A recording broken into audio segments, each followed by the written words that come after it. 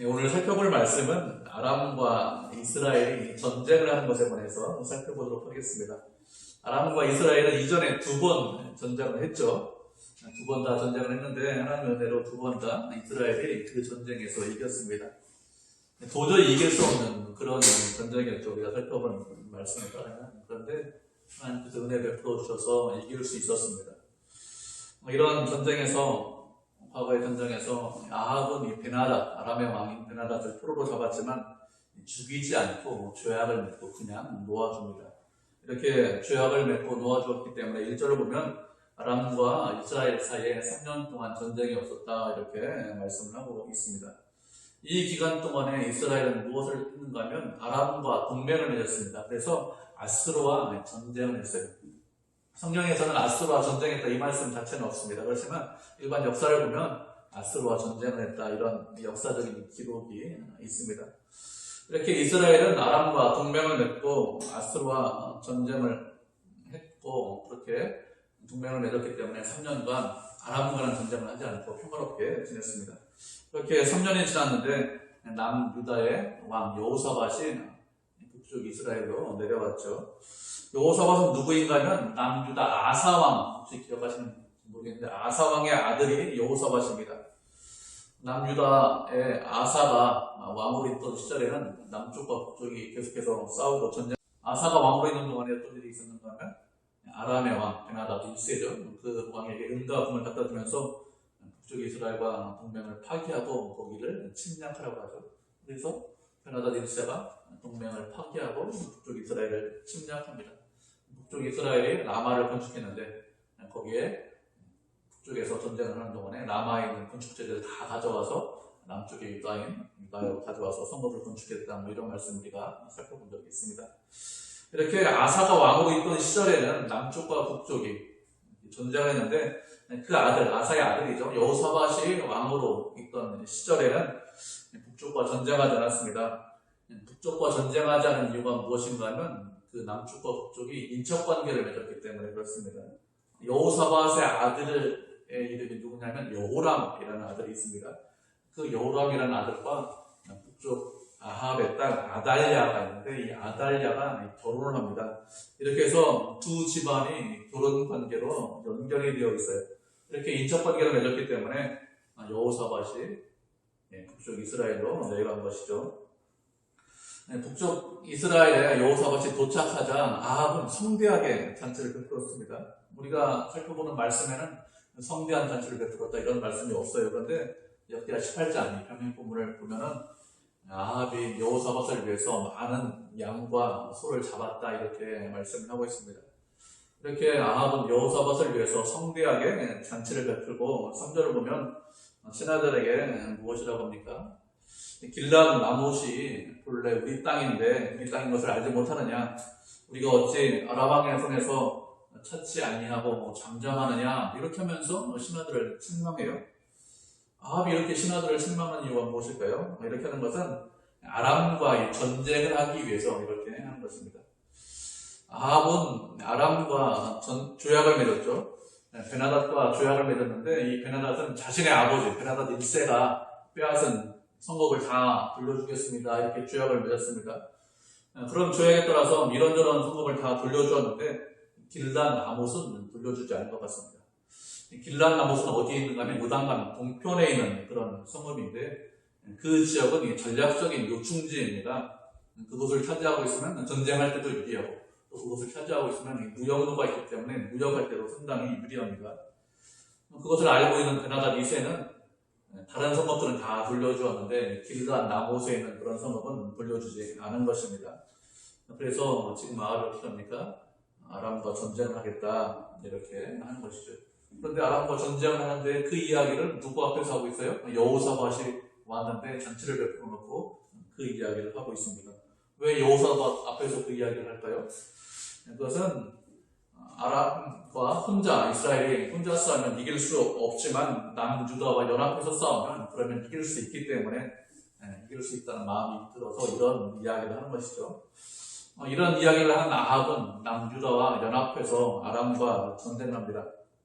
뭐 누가 전쟁을 해라 이렇게 한 것도 아닙니다. 누가 시킨 것도 아니고 스스로 전쟁을 하겠다고 한 것입니다. 연합군을 만들어서 전쟁하면 분명히 이길 수 있다. 길란 나무를 다시 차지할 수 있다. 뭐 이렇게 해서 연합군을 만들어서 실제로 전쟁을 합니다.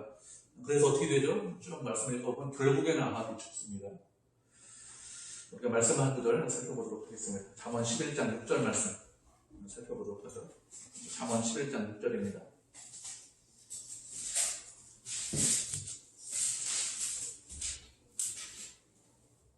잠언 11장 6절 쓰셨죠? 같이 한 절이니까 한국 소리를 같이 읽어보겠습니다. 시작. 정직한 자의 공의는 자기를 건지려니와 사악한 자는 자기의 악에 잡히리라. 아멘. 잠언 말씀 우리가 읽은 말씀을 보면 정직한 자의 공의는 자기를 건진다고 했습니다. 건진다는 것이 무슨 뜻이냐? 구원한다는 것이죠. 하나님 앞에서 바르고 정직하게 행하면 하나님께서 그 사람을 건져주시고 구원하신다는 것입니다. 하나님은 어떤 분이죠? 하나님은 공의와 정의의 하나님이십니다. 그렇기 때문에 세상을 통치할 때 어떻게 통치하시느냐? 공의와 정의를 가지고 세상을 통치하십니다. 그래서 정직하게 행하는 자를 그냥 주시는 것이 아니라 그 사람이 어떤 상황에 처해 있든지 정직하게 행하면서 그 사람이 뭐 고난 가운데 있든지 뭐 어려운 가운데 있든지 어떤 위험 가운데 있으면 그 사람을 그냥 보고 계시는 것이 아니라 그 사람을 건져주십니다. 성경을 보면 정직하게 행해서 하나님으로부터 건진받은 사람들이 꽤 많이 나와요. 그 중에서 한 사람 예를 들어보면 누가 있냐면 요셉 같은 경우가 있습니다. 요셉은 보디발의 아내의 유혹을 받았습니다. 보디발이 없는 동안에 나와 같이 지내자 뭐 이렇게 유혹을 하죠. 그런데 요셉은 그 유혹을 믿음으로 이겼습니다. 유혹을 이기기 위해서 옷을 벗고 도망갔는데 그것 때문에 결국에는 감옥에 가게 되었습니다. 요셉은 이렇게 억울하게 감옥에 갔지만 어떻게 되었죠? 영원히 그가 감옥에 있었나요? 그렇지 않죠. 하나님께서 요셉이 정직하게 행한 것도 아시고 억울하게 감옥 간 것도 다 아십니다. 그래서 어떻게 하셨는가 하면 그 감옥에서 건져주셨습니다. 그를 높여서 애굽의 총리로 만들어주시고 또 그 총리로 인해서 애굽에 흉년이 있는 동안 애굽 사람들도 구원하고 그리고 이스라엘 백성들도 구원하는 그런 중요한 역할을 할 수 있도록 그렇게 만들어주셨습니다. 하나님 앞에서 정직하면 하나님께서 그 사람을 반드시 건져주십니다. 그렇지만 사악한 자는 어떻게 된다고 했습니까? 사악한 자는 자기의 악에 잡힌다 이렇게 말씀하고 있습니다. 사악하다는 것은 아주 악하게 행동을 하는 것이죠. 아합 같은 사람들을 말합니다. 아합은 어떤 악한 행동을 했습니까? 나봇의 포도원을 강제로 빼앗았죠. 그리고 베나답 이 사람을 죽여야 되는데 그런데 죽이지 않고 조향되고 그냥 풀어졌습니다. 하나님의 뜻과 정반대로 자신의 마음대로 행동을 한 것이죠. 이렇게 악한 행동을 한 아합 결국에 어떻게 되었습니까? 결국에는 그 전쟁터에서 아람과 전쟁하는 그 전쟁터에서 죽었습니다. 만약에 아합이 내가 이 전쟁에서 죽어 이거 죽을 수밖에 없어 이것을 알았으면 아합이 아람과 전쟁을 했을까요? 전쟁을 하자 이렇게 했을까요? 그렇게 하지 않았겠죠. 길란 나봇을 주거나 아니면 그것보다 더 큰 것을 준다고 해도 전쟁에서 내가 나가서 이 전쟁터에서 반드시 죽는다 이것을 알았으면 전쟁을 하자 이렇게 하지 않았을 것입니다. 그런데 아합은 그렇게 생각하지 못했어요. 내가 이 전쟁에 나가서 죽을 수 있다 이것을 생각하지 못하고 내가 이 전쟁에 나가면 큰 승리가 있어, 큰 이익이 있어, 얼마든지 연합군을 만들어서 전쟁하면 승리할 수 있다, 나한테 큰 이익이 있다 이렇게 생각을 한 것이죠. 말씀을 드린 대로 누가 전쟁을 해라 이렇게 한 것도 아니고 누가 또 억지로 시킨 것도 아닙니다. 스스로 전쟁을 하자 이렇게 한 것입니다. 이렇게 악한 자는 자신의 악에 스스로 잡히게 되어 있습니다. 스스로 파놓은 무덤에 자신이 그 무덤 안에 들어가게 되어 있죠. 함정에 걸리게 되어 있습니다. 그렇기 때문에 어떻게 해야 할까요? 우리는 하나님 보시기에 악하게 사는 것이 아니라 정직하게 바르게 살아야 됩니다. 정직하게 바르게 살면 당장에는 손해보는 것 같아요. 당장에는 좀 억울한 것 같습니다. 어려움이 있는 것 같습니다. 그러나 그렇지 않습니다. 하나님께서 누구를 건져주신다고요? 정직하게 사는 자, 바르게 사는 자를 건져주신다고 했습니다. 하나님께서 모든 것을 다 주관하시잖아요. 하나님께서 모든 만물의 주인이시지 않습니다. 그렇기 때문에 우리는 언제나 하나님께서 주인이라는 것을 알고 주님 앞에 있다는 것을 알고 정직하게 행해야 됩니다. 그러면 그 사람에게는 하나님의 은혜와 긍휼이 임하죠. 정직하게 행하면 하나님 앞에 있고 또 그 사람에게는 소망이 있습니다. 그렇기 때문에 우리는 언제나 정직하게 행해야 되겠죠. 아합이 신하들을 책망한 이후에 여호사밧에게 묻습니다. 당신은 우리와 함께 올라가서 길르앗 나못에 가서 싸우시겠습니까? 이렇게 물어보죠. 그러자 여호사밧이 무엇이라고 대답합니까? 사절을 보면 나는 당신과 같고 내 백성은 당신의 백성과 같고 내 말들, 내 병거들 이런 것들은 당신의 병거들과 동일합니다. 이렇게 이야기합니다. 여호사밧이 이렇게 대답을 하는 이유가 무엇이죠? 동맹을 맺어서 같이 전쟁을 하겠다는 것입니다. 인간적인 관점으로 생각해보면 얼마든지 동맹을 맺을 수 있을 것 같아요. 같은 동족 아닙니까? 같은 이스라엘 민족인데 12지파 안에 있는데 그런데 갈렸기 때문에 얼마든지 동맹을 맺을 수 있겠죠. 그리고 두 나라가 동시에 아스르와 아람으로부터 위협을 받고 있습니다. 그리고 결혼해서 인적 관계가 되었어요. 사돈 관계가 되었습니다. 그렇기 때문에 인간적인 관점으로 보면 동맹을 맺어서 전쟁을 할 수 있고 그렇게 동맹을 맺어서 전쟁하면 두 나라 모두에게 이익이 될 것 같습니다. 그런데 그렇게 하는 것은 어떤 생각이죠? 인간적인 관점으로 생각하는 것입니다. 하나님께서는 여호사밧이 아합과 동맹을 맺고 함께 싸우는 것을 싫어하십니다. 여호사밧이 악한 자와 함께하는 것을 싫어하시죠. 그것이 하나님의 뜻입니다. 우리가 말씀 한 구절 살펴보도록 하겠습니다. 잠언 8장 13절부터 17절까지 말씀 살펴보도록 하죠. 잠언 8장 13절부터 17절까지 말씀입니다. 찾으셨죠? 한 절씩 교도하고 마지막 절을 합독하도록 하겠습니다. 8장 13절 먼저 읽겠습니다. 여호와를 경외하는 것은 악을 미워하는 것이라. 나는 교만과 거만과 악한 행실과 폐역한 입을 미워하느니라. 내게 미련과 정직이 있으며 나는 병설이라. 내게 의심으로 나로 말미암아 왕들이 치리하며 방백들이 공의를 세우며 나로 말미암아 자신과 경배하라. 모든 의로 불탄 마음에게 다스리자. 17절 같이 읽겠습니다. 나를 사랑하는 자들이 나의 사랑을 입으며 나를 간절히 찾는 자가 나를 만날 것입니다. 아멘. 하나님께서 무엇이라고 하셨는가 하면 당신을 경외하는 것이 무엇이냐? 악을 미워하는 것이라고 했습니다. 하나님을 경외한다는 거 잘 아시죠? 여러 번 말씀드렸기 때문에 사랑하고 존경하는 것입니다. 하나님을 사랑하고 존경하는 사람 어떻게 한다고요? 악을 미워하고 싫어합니다. 그래서 악한 길로 가지 않습니다. 하나님께서는 교만과 거만과 악한 행실과 폐역한 입을 미워하신다고 했어요. 하나님께서 이런 것들을 미워하시기 때문에 우리가 어떻게 해야 될까요? 우리도 동일하게 이런 것들을 미워해야 됩니다. 하나님께서 미워하고 싫어하시는 것 우리도 미워하고 싫어하고 하나님께서 기뻐하시고 즐거워하시고 사랑하시는 것 그것도 우리도 기뻐하고 즐거워하고 사랑해야 되겠죠. 그렇게 하나님께서 미워하시는 것을 같이 미워하고 하나님께서 사랑하시는 것을 같이 사랑하는 것 그것이 믿음으로 사는 것입니다. 그런데 여호사밧은 어떻게 했다고요? 여호사밧은 아합이 악하게 행동하잖아요. 다른 사람도 빼앗고 강제로 빼앗고 다른 사람 죽이고 이렇게 하는데 그런데 하나님과 쉽게 합당하지 못한데 그 아합과 연합하겠다 이것을 좋아하고 기뻐했습니다. 이것은 하나님께서 미워하시는 것을 사랑하는 것이기 때문에 이것이 악한 것입니다. 하나님에게는 계략이 있고 참 지식이 있다고 했습니다. 그리고 또 하나님은 명철이시다 이렇게 말씀을 하고 있죠. 계략이 있다는 것은 하나님께서는 계획과 그것을 이루실 수 있는 능력과 힘이 있다는 것입니다. 하나님에게만 참 지식이 있다고 했습니다. 무엇을 해야 바른 것인지, 무엇을 해야 잘못된 것인지 하나님에게만 참 지식이 있습니다. 하나님에게만 무엇을 해야 어떻게 해야 그것을 이룰 수 있는지 이런 모든 것들을 다 알고 계시다는 것이죠. 이렇게 하나님께서는 모든 것을 다 알고 계시기 때문에 바른 길, 옳은 길이 무엇인지 우리에게 말씀해 주신 것이죠. 그리고 하나님만이 명철을 가지고 계십니다. 하나님께서 명철과 능력을 갖고 계시기 때문에 세상의 왕들이 어떻게 한다고 했습니까? 하나님으로 말미암아 왕들이 나라를 다스리고 그리고 방백들이 공의를 세운다 이렇게 말씀하고 있습니다. 하나님 어떤 분이라고 했습니까? 공의와 정의로 세상을 통치하시는 분이다 이렇게 했습니다. 그래서 왕들이 방백들이 공의와 정의로 세상을 다스린다고 했습니다. 그리고 제사장과 존귀한 자, 다시 말하면 의로운 재판관들이 그렇게 다스린다고 했습니다. 이렇게 모든 사람들이 공의와 정의로 세상을 통치하고 다스리는 이유가 무엇일까요? 말씀드린 대로 하나님께서 공의와 정의의 하나님이시기 때문에 그렇습니다.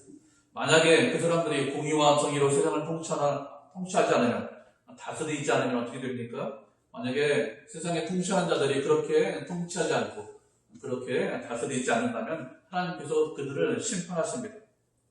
세상의 왕들, 세상의 고관 대적들이 가장 두려워하는 것이 무엇일까요? 그것은 하나님의 심판을 받는 것입니다. 우리는 권력이 없잖아요.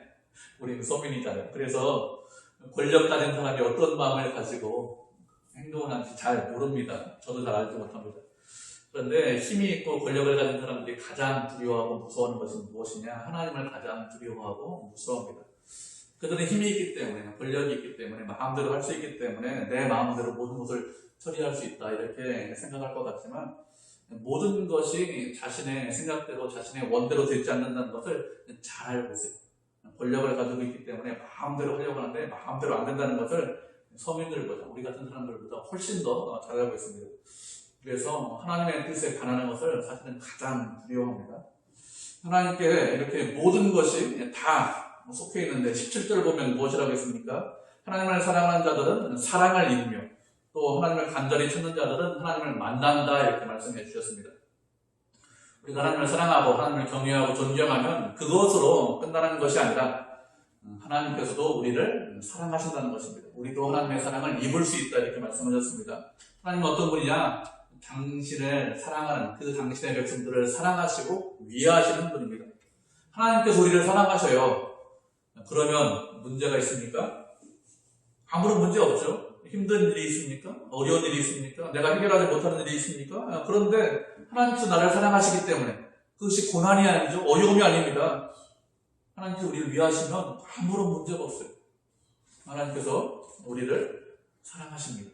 어떻게 사랑하신다고 했죠? 우리도 하나님을 사랑하면 하나님께서 우리를 사랑해, 우리가 사랑을 입는다고 했습니다. 그렇기 때문에 하나님을 사랑하셔야 되겠죠. 하나님을 간절히 찾는 자가 어떻게 된다고 했습니까? 하나님을 만난다고 했어요. 인간의 모든 문제, 우리의 모든 문제는 무엇 때문에 모든 문제가 발생하죠? 하나님과 멀어졌기 때문에 문제가 일어나는 것입니다. 하나님을 가까이 하면, 하나님을 만나면 우리가 가지고 있는 모든 문제가 다 해결돼요. 어떤 사람이 하나님을 만날 수 있다고 했습니까? 하나님을 간절히 찾는 사람이 하나님을 만날 수 있다고 했습니다. 그냥 찾는 것이 아니라 간절하게 찾으면 하나님께서 그 사람을 만나주신다. 이렇게 말씀해 주셨습니다. 그래서 어떻게 되죠? 고민이 있고 어려움이 있고 문제가 있으면 어떻게 될까요? 하나님을 간절히 찾고 찾아야 됩니다. 그래서 하나님을 만나야 돼요. 하나님을 만나면 그러면 문제가 해결되죠. 하나님 안에 모든 것이 다 있습니다. 우리는 문제를 어떻게 해결해야 되는지 해결책을 갖고 있지 않습니다. 우리는 알지 못합니다. 그렇지만 명철의 하나님, 지혜의 하나님은 다 알고 계시죠. 우리가 힘들어하고 어려워하는 문제를, 해결할 수 없는 문제들, 그것을 어떻게 해결해야 되는지, 어떻게 풀어야 되는지 그것을 하나님께서 다 알고 계십니다. 해결할 수 있는 능력을 갖고 계십니다. 그렇기 때문에 어떻게 되죠? 문제 때문에 고민하고 문제 때문에 매몰되어 있는 것이 아니라 하나님을 간절히 찾고 찾아야 됩니다. 그러면 만나주시고 또 그렇게 만나면 문제가 해결되죠.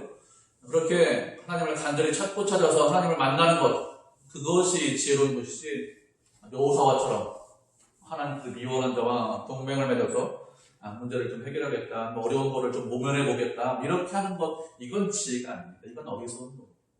하나님 앞에 나오는 것이 지혜로운 것이죠. 하나님은 여호사밧은 하나님을 찾지 않고 동맹을 맺어서 아합과 동맹을 맺어서 결혼 관계를, 인적 관계를 맺어서 내가 좀 문제도 해결하고 싸움도 해서 전쟁도 해서 좀 이익을 좀 얻겠다 이렇게 이야기하는데, 이렇게 생각하는데 잘못된 길로 가는 것입니다. 하나님께서 미워하는 사람과 동맹을 맺었기 때문에 그렇죠. 이렇게 동맹을 맺고 전쟁을 하겠다고 한 여호사밧이 아합에게 한 가지 제안을 합니다. 5절을 보면 무엇이라고 합니까? 여호와의 말씀이 어떤지 물어보소서, 이렇게 한 가지 제안을 하죠. 전쟁을 하기 전에 전쟁을 하는 것이 옳은지 옳지 않은지 하나님께 여쭈어봅시다, 이렇게 이야기를 하는 것이죠. 동맹을 맺기 전에 여쭈어보았으면 더 좋았겠죠. 동맹을 맺을 건지 말을 건지, 결혼을 해야 되는지, 시집 장가를 보내야 되는지 이렇게 여쭈어봤으면 더 좋았을 텐데, 동맹을 맺고 난 이후에 전쟁을 하겠다 이렇게 하고서 그 다음에 전쟁을 해야 되는지 아니면 하지 말아야 되는지 여쭈어보자고 했습니다. 우리가 어떤 일을 하기 전에 이렇게 하나님께 여쭈어보는 것은 상당히 중요합니다. 이렇게 여쭈어보는 이유가 무엇이죠? 이렇게 기도하는 것은 모든 것이 하나님께 달렸다는 것을 인정하기 때문에 우리가 기도하는 것 아닙니까? 전쟁이라는 건 상당히 중요하죠. 사람의 목숨이 왔다 갔다 하고 전쟁에 지면 나라가 망할 수 있기 때문에 당연히 하나님께 여쭤봐야 됩니다. 그런데 전쟁 같은 중요한 일만 하나님께 여쭤보고 별로 중요하지 않은 일, 일상은 내 마음대로 결정하겠다 이렇게 생각하시는데 그렇게 하지 않아야 되겠죠. 모든 것이 하나님에게 달려 있습니다. 그렇기 때문에 할 수만 있으면 우리가 모든 일에 대해서 하나님께 여쭤보는 것, 같이 기도하는 것, 하나님 앞에 나와서 그것이 중요합니다. 하나님께 여쭤보는 일을 가장 잘하는 사람이 있는데 구약의 인물 중에서 누군가 하면 다윗이죠. 하나님께 여쭤보는 일 상당히 잘했죠. 사무엘 말씀에 보면 다윗의 행적에 대한 기록이 많이 나와 있는데 하나님께 여쭤보았다. 사건만 있을 때만, 일이 있을 때마다 하나님께 여쭤보았다. 이런 말씀이 계속해서 있습니다. 그렇게 다윗이 하나님께 여쭤볼 때마다 어떻게 했습니까? 하나님께서 그 물음에, 그 구함에 다 응답해 주셨습니다. 대답을 안 하신 적이 한 번도 없죠. 다 대답해 주셨습니다. 그 일을 이렇게 해라. 이렇게 하는 것이 좋겠다. 이렇게 말씀을 하신 적도 있고, 또 어떤 경우에는 기다렸다가 하나님께서 이런저런 일을 성취하시면 그 이후에 일을 해라. 이렇게 말씀하시거나, 아니면 뭐 다른 방법으로 일을 처리해라. 이렇게 말씀하신 것들을 우리가 볼 수 있습니다. 말씀을 보면은. 하나님께서는 다윗이 여쭤볼 때마다 응답해 주셨습니다. 우리가 살펴보는 열왕기 말씀에서 어떤 왕이 선한 왕이라고 계속해서 말씀하고 있습니까? 다윗의 길로 가고 다윗을 따라간 왕, 그 왕은 선한 왕이다 이렇게 말을 하고 있고, 그 반대로 다윗의 길로 가지 않은 왕, 그 왕은 악한 왕이다 이렇게 말씀을 하고 있습니다. 다윗이 어떻게 합당한 왕, 하나님 보시기에 선한 왕으로 인정받았습니까? 그것은 여쭤보고, 그리고 그 말씀에 늘 순종했기 때문에 하나님 보시기에 합당한 왕이 된 것이죠. 여호사밧도 말씀 읽어보면 하나님 보시기에 합당한 왕이다 이런 평가를 받아요. 이런 평가를 받는 이유가 무엇인가 하면 중요한 순간에, 위기의 순간에 이렇게 하나님께 여쭤봤기 때문에 합당한 왕이다 이렇게 평가를 받는 것이죠. 그렇기 때문에 우리는 어떻게 됩니까? 우리는 늘 하나님께 여쭤봐야 됩니다. 하나님께서 원하시는 것이 무엇인지, 하나님의 뜻이 어디에 있는지, 하나님 어떻게 하는 것이 선한 길입니까? 어떻게 하는 것이 바른 길인 것이고, 어떻게 하는 것이 지혜롭고 하는 것이 합당합니까? 이렇게 모든 일에 대해서 여쭤보는 것, 그것이 지혜로운 사람이고, 그렇게 가는 사람이 하나님 보시기에 합당한 길을 갈 수 있겠죠. 그런데 이 문제는 무엇이냐? 무엇이 문제인가 하면 대부분 그렇게 하지 않아요. 대부분 어떤 결정을 할 때 하나님께 여쭙지 않고 자신이 그냥 결정해버립니다. 그 이후에 하나님께 여쭤보죠. 하나님 무엇을 해야 되죠? 이렇게 중요한 거 결정하고 그 이후에 내가 무엇을 해야 되는지 여쭤보는 경우가 있습니다. 왜 여쭤볼까요? 왜 그런가 하면 내가 중요한 결정을 했는데 그 중요한 결정한 것에 대해서 지지해 주시고 그것에 대해서 좀 인정해 주십시오. 도움을 주십시오. 그런 의미로 이렇게 여쭤보는 경우가 많습니다. 이 순서가 잘못되었어요. 어떤 일을 결정하기 전에 여쭤봐야 되는데 중요한 결정 다 결정해놓고 하나님 그 다음에 이렇게 결정했는데 어떻게 하는 것이 옳습니까? 이렇게 여쭤보는 경우가 있습니다. 우리가 순서가 바뀌지 않도록 주의해야 됩니다. 혹시 순서가 바뀌면 어떻게 됩니까? 자신이 중요한 결정을 한 이후에 여쭤봤다면 하나님 제가 어떻게 해야 됩니까? 무엇을 해야 됩니까? 이렇게 중요한 결정한 이후에 여쭤봤다면 하나님께서 다른 길로 가라, 결정을 포기해라 이렇게 말씀하시면 미리 결정했을지라도 우리가 어떻게 됩니까? 그것을 포기하고 원점부터 다시 생각을 해야 되겠죠. 이런 마음을 가지고 하나님께 우리가 여쭤봐야 합니다. 그래서 하나님의 뜻을 찾고 한 걸음 한 걸음 주님의 뜻대로 걸어가야 되겠죠. 그렇게 하는 것이 지혜로운 것이지 그렇지 않고 내 결정을 좀 지지해 주십시오. 내가 이런 결정했는데 하나님께서 좀 도움을 주십시오. 이렇게 하는 것은 사실은 모든 것을 다 맡기는 것은 아니죠. 우리가 하나님 앞에 결정하기 전에, 뭐를 결정하기 전에 기도보다 앞서서 무엇을 하지 않아야 되겠죠. 여호사밧이 하나님 앞에 여쭤보자고 제안을 하자 아합이 400명의 선지자를 모았습니다. 그리고 그들에게 물어보기를 내가 길랏 라못에 올라가서 싸우랴 말랴 이렇게 물었죠. 그러자 400명의 선지자가 무엇이라고 합니까? 올라가시면 하나님께서 주께서 왕에게 그 성읍을 주실 것입니다. 그러니 올라가셔서 이렇게 이야기합니다. 400명의 선지자가 이구동성으로 다 같이 이야기해요. 전쟁에 올라가면 승리할 수 있습니다. 올라가셔서 이렇게 이야기를 했습니다. 이런 이야기를 들으면 어떤 마음이 들까요? 여러분 이런 이야기를 들으면 어떤 마음이 들 것 같습니까? 이런 이야기를 들으면 당장에 올라가서 전쟁하고 싶지 않대. 한두 사람이 이야기하는 것도 아니고 400명이나 되는 선지자가 동일하게 이야기합니다. 한 사람도 반대하지 않고. 이런 이야기를 들었으니까 반드시 승리할 수 있다. 이런 확신을 가지고 전쟁을 하기 위해서 올라가려고 했을 것입니다. 그런데 여호사밧은 무엇이라고 하죠? 이 사람들 말고 혹시 다른 선지자 없습니까? 이렇게 물었습니다.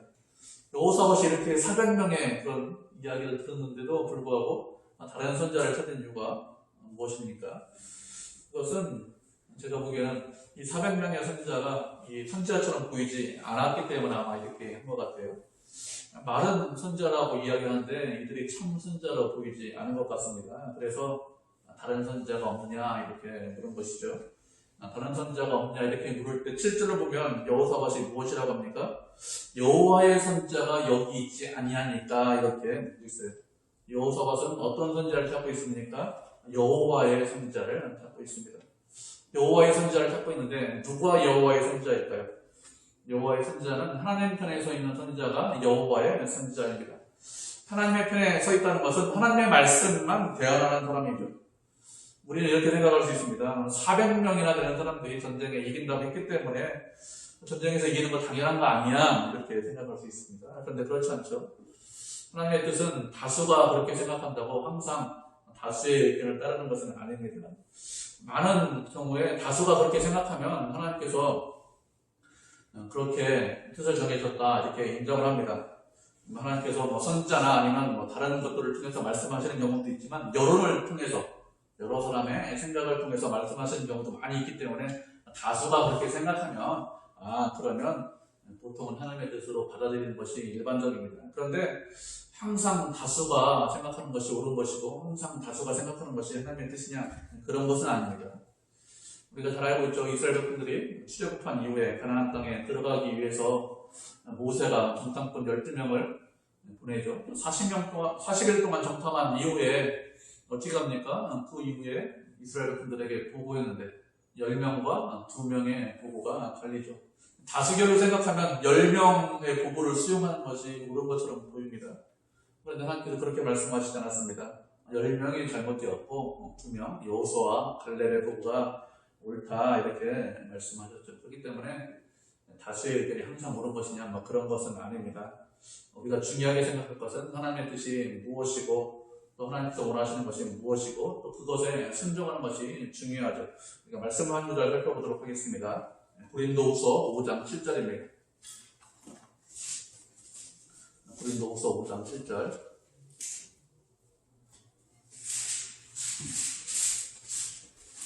한 절인데 우리가 보도록 하겠습니다. 고린도후서 5장 7절. 한 절 찾으셨죠? 한 목소리로 같이 읽겠습니다. 시작. 이는 우리가 믿음으로 행하고 보는 것으로 행하지 아니함이로라. 아멘. 사도 바울이 우리에게 무엇이라고 했죠? 우리는 믿음으로 행하고 보는 것으로 행하지 아니한다고 했습니다.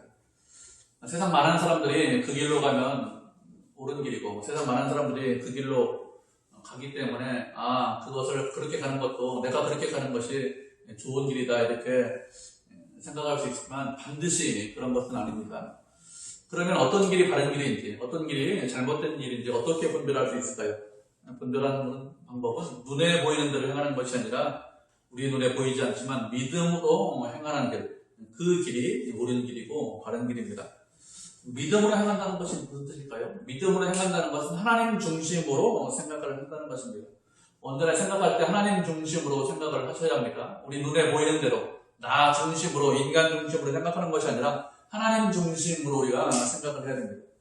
그런데 대부분의 사람들은 하나님의 중심으로 생각합니다 이렇게 말을 하면서 실제로는 그렇게 하잖아요. 하나님 중심으로 생각한다는 것은 다른 말로 하면 말씀을 중심으로 말씀대로 생각하는 것, 그것이 하나님 중심대로 생각하는 것이죠.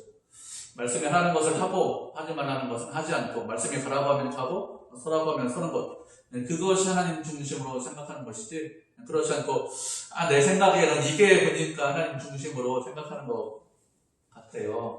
이것은 하나님의 뜻인 것 같아요. 이렇게 생각하면 처음에는 이렇게 맞을 수 있습니다. 하나님의 중심으로 생각할 수 있습니다. 그런데 시간이 지나면서 어떻게 될까요? 시간이 지나면서 우리가 부패하고 타락했기 때문에 잘못된 길로 가는 경우가 훨씬 더 많습니다. 자신이 원하는 길로 가죠. 그렇게 내가 원하는 내 뜻대로 가면서 이건 하나님 중심으로 가는 거야. 하나님의 뜻대로 하는 거야. 이렇게 살아갑니다. 그리고 시간이 지나서 한참 지나서 나중에 자신의 잘못을 깨닫게 됩니다. 그렇게 되면 많은 부분 잘못된 행동을 한 이후에 깨닫게 됩니다. 실수를 많이 하게 되죠. 그렇기 때문에 어떻게 될까요? 늘 우리가 생활하면서 행동하면서 결정하면서 말씀에 비추어 봐야 됩니다. 말씀대로 순종하고 있는지 하나님의 뜻은 어디에 있는지 여쭈어보고 말씀에 비추어 봐야 그래야 하나님의 말씀에 순종할 수 있고 하나님 중심으로 갈 수 있습니다. 그리고 늘 기도해야 되겠죠. 하나님께서 우리에게 기도할 수 있는 그런 특권을 주셨습니다. 그렇기 때문에 기도해야 됩니다. 그렇게 말씀과 기도로 주님과 늘 함께 계셔야 합니다. 그래야 눈에 보이는 대로 행동하지 않고 어떻게 행동할 수 있습니까? 믿음으로 행동할 수 있습니다. 그렇지 않으면 어떻게 될까요? 그렇지 않으면 믿음으로 행하는 것이 아니라 눈에 보이는 대로 환경 때문에, 상황 때문에 우리의 행동이 바뀔 수 있죠. 그렇게 하면 믿음으로 행하는 것이 아니겠죠. 그렇기 때문에 믿음으로 행하고 하나님이 기뻐하시는 뜻대로 행하기 위해서 늘 말씀으로 자기 자신을 점검하시고 그리고 늘 기도하면서 하나님과 교제해야 되겠죠. 그래야 하나님의 뜻대로 순종할 수 있습니다. 이렇게 여호사밧은 하나님의 선지자가 없느냐 이렇게 하면서 하나님의 선지자를 찾았습니다. 그럼 무엇이라고 하죠? 한 사람이 있다 이렇게 합니다. 이물라의 아들 미가야가 있습니다 이렇게 이야기를 합니다. 그런데 그런 선지자, 하나님의 선지자가 있는데 아합이 어떻게 했습니까? 그를 아예 데려오지도 않았어요. 왜요? 왜 데려오지 않았습니까? 언제나 자기한테 길한 예언을 하지 않고 흉한 예언만 하기 때문에, 나쁜 소리만 하기 때문에 안 데려왔습니다. 길한 예언을 하느냐, 흉한 예언을 하느냐, 이게 중요한 것이 아니죠. 그것이 하나님의 뜻이냐, 하나님의 뜻이 아니냐, 이것이 중요한데 아합은 그렇게 생각하지 않습니다. 흉한 예언을 하기 때문에, 싫은 소리를 하기 때문에 데려오지 않았다고 했습니다. 어리석은 것이죠. 하나님의 뜻이면 그 말이 듣기 힘들어도 그 말 들으면 속이 상해도 어찌합니까? 그 말을 들으셔야 됩니다. 그래야 하나님의 사람이 될 수 있고 그래야 믿음으로 행동할 수 있지 그렇지 않고 내가 듣기 좋은 소리만 들으면 그러면 그 사람은 반드시 하나님과 멀어집니다. 중요한 것은 하나님의 말씀에 순종하고 그 말씀을 듣고 하나님과 함께하고 가까이 하는 것이지 그리고 하나님께서 무엇을 말씀하시는지 그 말씀에 순종하는 것이지 그렇지 않고 내가 듣기 좋은 소리만 듣겠다 이렇게 하는 것은 어리석은 것이죠. 하나님의 말씀에 순종하고 어떤 소리든지 하나님 제가 말씀대로 살겠습니다. 이렇게 해야 하나님께 영광을 돌릴 수 있고 그래야 지혜로운 것입니다. 그렇지 않고 듣기 좋은 소리만 들으면 어리석은 것이죠. 우리는 언제나 주님 앞에 있습니다. 그리고 무슨 일을 결정하는지 먼저 주님께 여쭈어 봐야 되겠죠. 그리고 결정할 때는 눈에 보이는 대로 내 마음대로 결정하는 것이 아니라 눈에 보이지 않지만 믿음으로 결정하고 하나님의 뜻에 순종을 해야 되겠습니다. 그렇게 하나님의 뜻에 순종해서 하나님께 영광을 돌리는 믿음의 성도, 은혜의 성도가 되시기를 주님의 이름으로 축복을 드립니다. 아멘.